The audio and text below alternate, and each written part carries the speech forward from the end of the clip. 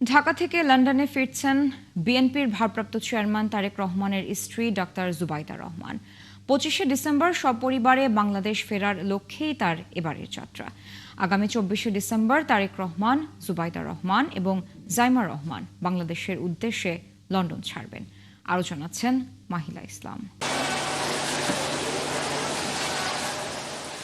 লন্ডনের উদ্দেশ্যে সকাল 7টায় ধানমন্ডির 5 নম্বরে বাবার বাসা থেকে হযরত শাহজালাল আন্তর্জাতিক বিমানবন্দরের উদ্দেশ্যে রওনা হন ডাক্তার জুবাইদা রহমান। সকাল 8টা 30-এ বিমান বাংলাদেশ এয়ারলাইন্সের একটি ফ্লাইটে জুবাইদা রহমান ঢাকা ছাড়েন।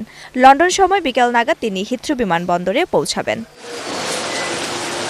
এ সময় আমরা বিএনপি পরিবারের আহ্বায়ক আতিকুর রহমান রুমন জানান, আগামী 24শে ডিসেম্বর জুবাইদা রহমান স্বামী তারেক রহমান এবং মেয়ে জাইমাকে নিয়ে দেশে আসবেন। একজন বধূই একটা বাড়ির সবচেয়ে হয় আর কি, হেড আর কি, কর্ত্রী।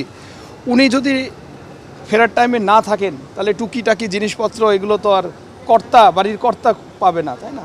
এই জন্য ওনার যাওয়া। উনি ইনশাল্লাহ 25 তারিখে আমাদের প্রিয় নেতা, মানবিক নেতা জনাব তারেক রহমানের সাথেই ফিরবেন।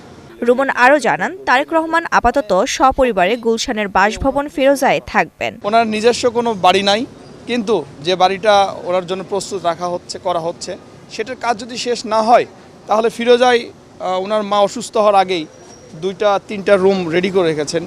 যদি আমার ছেলে কোথাও না উঠতে পারে যেন আমার পাশেই থাকতে পারে, এই ব্যবস্থা উনি করে রেখেছেন। বিএনপি চেয়ারপারসন বেগম খালেদা জিয়ার শারীরিক অবস্থা খুবই সংকটাপন্ন হওয়ায় গত 5 ডিসেম্বর দেশে আসেন জুবাইদা রহমান। গত 16 দিন ধরে বেগম খালেদা জিয়ার জন্য গঠন করা মেডিকেল বোর্ডের সঙ্গে তথ্য সমন্বয় করেন তিনি। মাহিলা ইসলাম, 71, ঢাকা।